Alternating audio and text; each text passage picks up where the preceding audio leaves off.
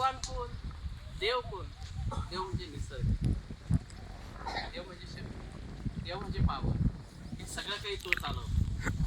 देवाची ओळख देताना म्हणतात की सारी दुनिया का, मराठीपेक्षा हिंदीचा अभ्यास थोडा जास्त आहे म्हणून समजून घ्यायचं. हा, सारी दुनिया का तू ही करनधार है, तू ही, बिना तेरे ना किसको लगा पार है. आता पहा देव काय काय करतो. मी निसर्ग म्हणलं ना, देव म्हणजे निसर्ग. तेरे बिजली से चलता है सारा गगन, तेरे बिजली से, बिजली म्हणजे काय? आता हा सूर्य आहे, याला पेट्रोल आहे का कुठून? डिझेल आहे का कुठून? लाईन टाकेल का कुठून? तो प्रकाश तो ना, बिजली आहे त्याची. तेरे बिजली से चलता है सारा गगन, डोलती है हवा, फूलता है जीवन, सारे प्राणों का प्रेरक तू सरदार है, सारे प्राणों का प्रेरक तू सरदार है, बिना तेरे न किसको लगा पार. आज एक दिवसाचा जर ऑक्सिजन दिला डॉक्टर साहेब दवाखान्यात तर 12,000 रुपये रोज आहे नुसतं ऑक्सिजनचा. आणि घंटा आहे वाटतं, आणि आपल्याला फुकट ऑक्सिजन आहे का आपल्या नाकाला काही? तेरे बिजली से चलता है सारा गगन, डोलती है हवा, फूलता है जीवन, सारे प्राणों का प्रेरक सरदार है, बिना तेरे न किसको लगा पार. तेरी हुकूमत से तारे अधर है खड़े, देवा तेरी हुकूमत से तारे काही लटकेले का, काही बांधले का, त्याला काही दोरा गिरा काही साखड़ी गिकड़ी. तेरी हुकूमत से तारे अधर है खड़े, तेरी सत्ता से सागर जरा ना बडे. हिम्मत नाही सागराची एक फुट पुढे येईन म्हणून जमिनीवर. 100% 30% पाणी, सॉरी जमीन आहे, आणि 70% पाणी. येतं का हो पाणी पुढं? काऊन नाही येत? यायला नको पाहिजे त्यानं? तेरे हुकूमत से तारे अधर है खड़े, तेरी सत्ता से सागर जरा न बड़े, तेरे पर्वत को धरती का आधार है, बिना तेरे न किसको लगा पार है, सारी दुनिया का तू ही करा. एवढं जर देवाजवळ आहे, एवढे जर देवाची ओळख करून दिली, मग शेवटी समारोप असा म्हणतात, फिर तो हमको फिकर कौन से बात की, फिर तो हमको, आम्ही फिक्रीतच राहतो. फिर तो हमको फिकर कौन से बात की, भूखे मरने की हो या हो खैरात की, कहता टुकड्या यही मेरा विश्वास है, बिना तेरे न किसको लगा पार है, सारी दुनिया का तुझी. देव म्हणजे घेवची नव्हे, पण सर्व काही देवची आहे.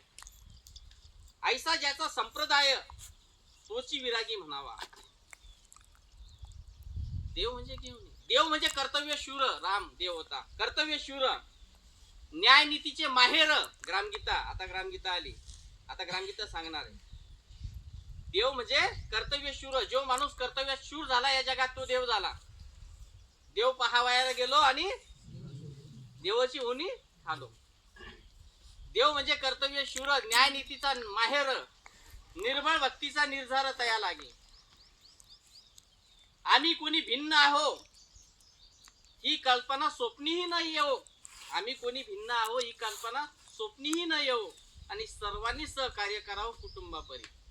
आता आपण मंदिरात जातो की नाही सगळेजण? देशात अनेक लाखांना मंदिर आहे, त्या मंदिरात जातो. कशाला जातो?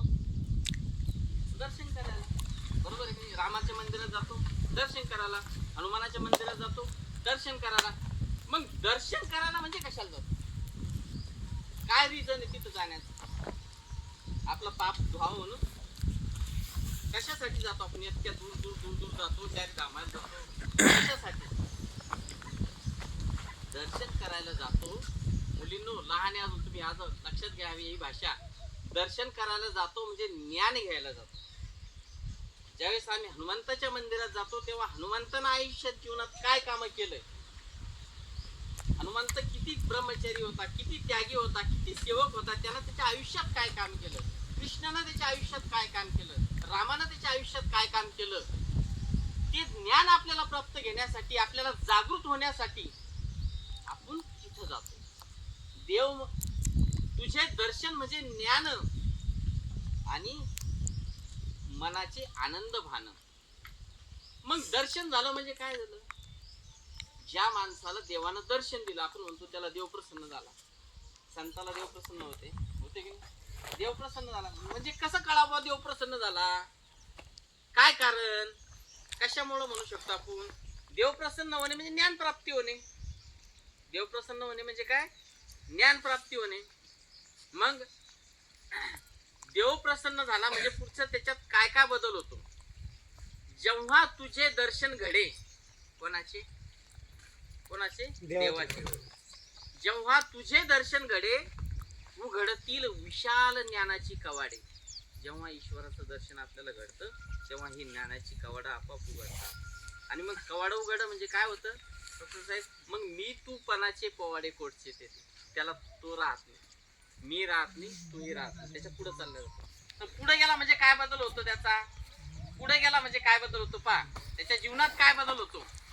सूर्य जैसा नभी उगवला, आपल्या जीवनात काय बदल होतो देव प्रसन्न झाल्यावर? ओळखून घ्या. आपलाच पेपर आपणच तपासायचा, दुसऱ्याचा नाही तपासायचा.